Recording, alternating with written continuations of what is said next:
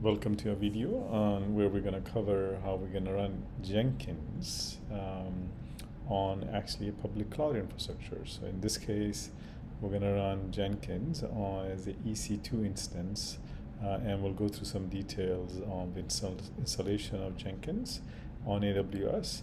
But for us to run this on AWS, let's also look at a few additional details of the infrastructure on the public cloud.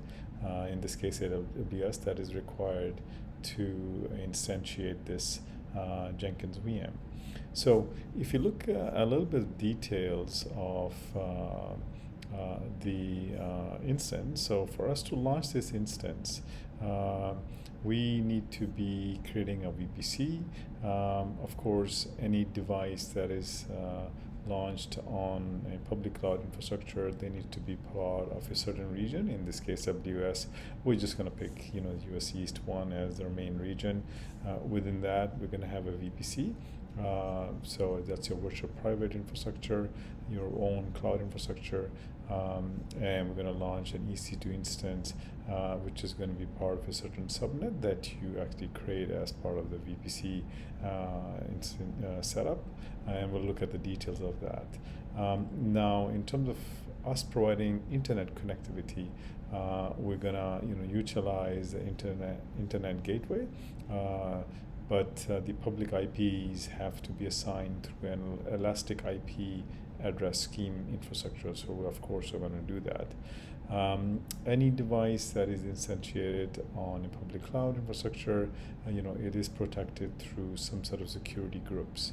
In this case, we're going to look at what type of ports and protocols we need that need to be open up for us to access this device from the public cloud infrastructure. So let's say if a user is sitting here, we need to make sure that we have our security groups would provide access into that EC2 instance, and of course for what purpose. So we're going to look at SSH. That's of course for us to log into the EC2 instance, but we also need to look at for Jenkins, we need to have web access into it. So this is where ports 8080, 443, and 80 need to be instantiated and configured as part of the security group rules. So we will look at that piece as well. In addition, we'll look at the internet gateway configurations and the routing policies aspect. So if you look from a high level perspective, what is the order of configuration that we do? There is a VPC service, so we're going to create a new VPC with its own classless IP addressing scheme. We create a subnet, so let's just take certain IP subnet as part of this site or network that we create as part of the VPC. Then for us to get the internet access, remember we need to have internet gateway on AWS, which needs to be attached to this VPC.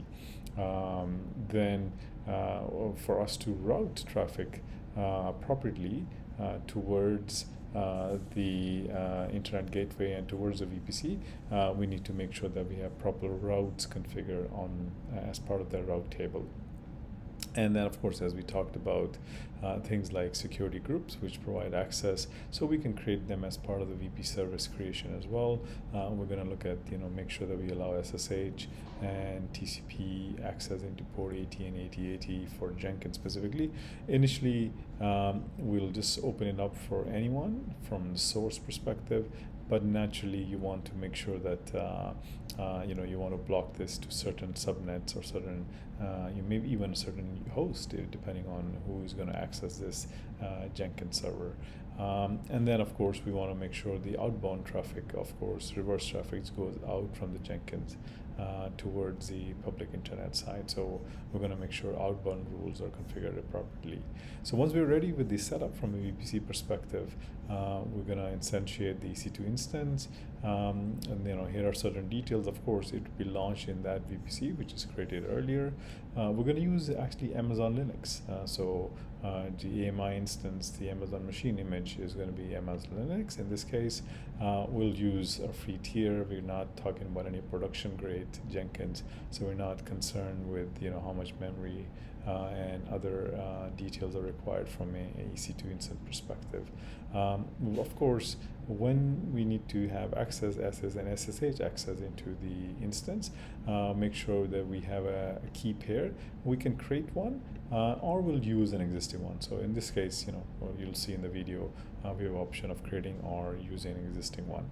And naturally, with the security groups that have been created earlier, allowing access into SSH and the certain web access into port 80, 80, and 80 are configured. The storage will go with the default SSD storage that is provided as a free tier from the EC2 service perspective. And as we spoke earlier, for us to have the public IP address access, we need to have elastic IP address and make sure that is associated with the EC2 instance. So that's going to be what we're going to be doing as part of this video. Let's look at the next steps of going and creating this whole AWS infrastructure. We'll look at that next.